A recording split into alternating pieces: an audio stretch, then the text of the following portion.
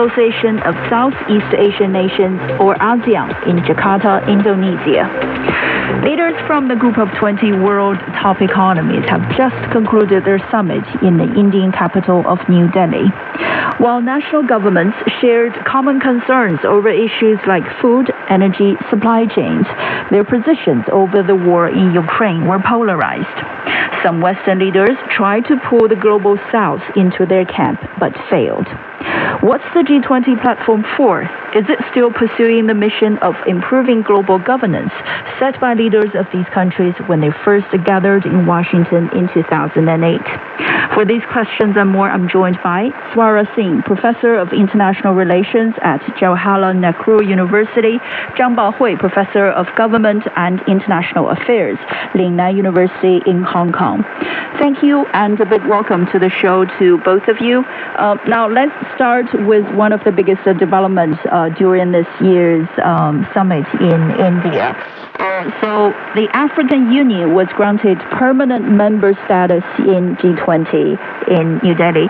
Now, maybe let me start with Professor Singh. What is the significance of this, do you think, and why is it important to include the African Union into the G20? Thank you, Liu Kun, for having me on your program. I think the first big achievement of the G20 summit meeting in New Delhi was definitely inclusion of African Union that represents 55 African countries within first few minutes of the first session beginning in New Delhi. Of course, why is Africa and African Union significant? For multiple reasons indeed.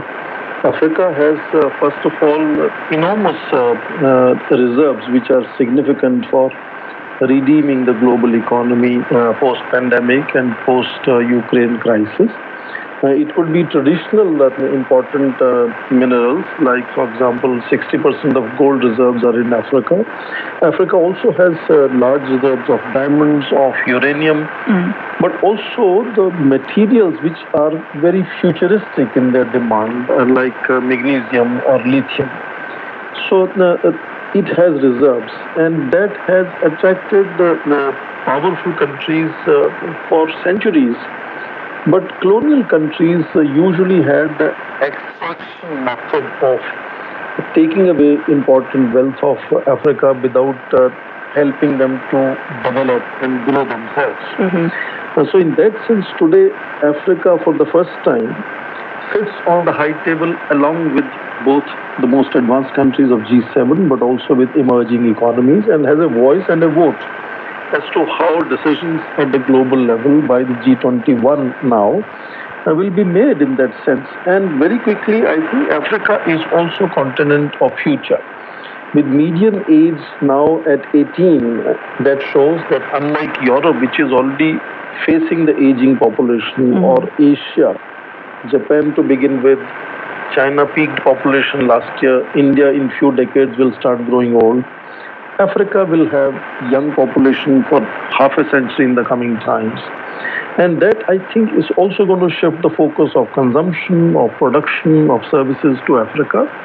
And finally, I think the attempt India made was to make G20 holistic, inclusive, diverse and democratic. And I think inclusion of Africa was a great symbol and will also have great impact in future deliberations of G21 countries.